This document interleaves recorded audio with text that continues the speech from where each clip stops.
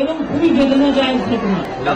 যেই জড়িত থাক তাকে ইমিডিয়েট শাস্তি দিতে হবে এবং আমরা চাই এই কেসটা ফাস্ট ট্র্যাক কোর্টে হোক।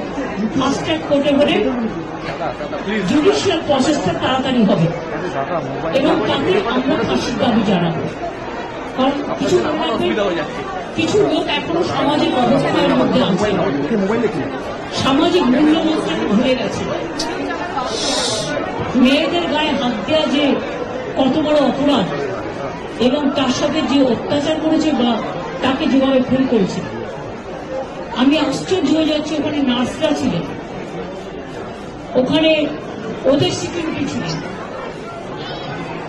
সবাই ছিল, কিন্তু কি করে ঘটনা ঘটলো এটা এখনো আমি ঠিক বুঝতে পারছি না। পুলিশকে আমি বলেছি,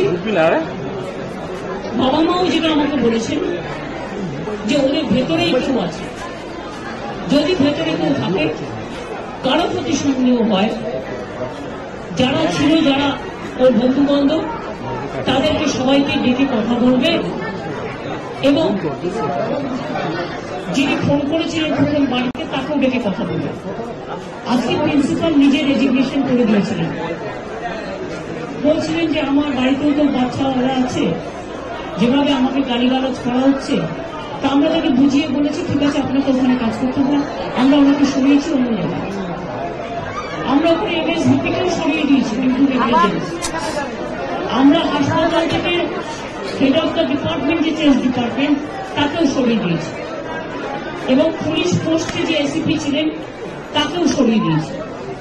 সবাইকেই সরানো হয়েছে এবং ডগ স্কোয়াড থেকে শুরু করে, ভিডিও থেকে শুরু করে, ফরেন্সিক ডিপার্টমেন্ট থেকে শুরু করে সবাইকেই ইনভলভ করা হয়েছে যাতে খুনি গ্রেপ্তার হয় এবং দোষীরা শাস্তি পায়। এবং আমি চাই পুলিশ যত তাড়াতাড়ি সম্ভব দোষীদের গ্রেপ্তার করবে। আর রবিবার পর্যন্ত যদি তারা কোন কিনারা করতে না পারে, আর ভেতরেও তো অনেকে আছে, তাহলে এই কেসটা আমরা আমাদের হাতে রাখবো না, আমরা সিবিআইকে দিয়ে দেবো। তার কারণ হচ্ছে আমার এতে কোনো পাওয়ার লেনা দেনা কিছু নেই, আমি প্রথম দিন থেকেই বলছি, কিন্তু ওদের সাকসেস রেট খুব কম।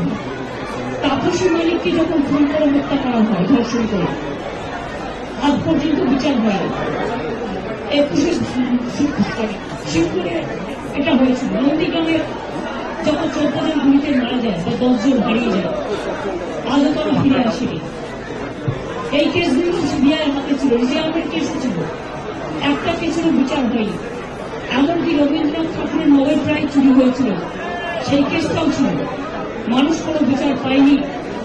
কিন্তু তবু মানুষের স্যাটিসফ্যাকশনের জন্য যদি কেউ ভাবতে পারে যে পুলিশ ঠিক মতো করতে পারছে না, যদিও Calcutta police is the best police in the world, তাদের তদন্তের যে সিস্টেমটা এবং সবচেয়ে ভালো অফিসারকে লাগানো হয়েছে সমস্ত কিছুকে, আমরা রোববার পর্যন্ত সবাইকে ডাকবো, আমাদের পুলিশ ডাকবে, এটা বিলিকে বলবো, আমি বিলিকে বলতে কথা বলা হচ্ছে।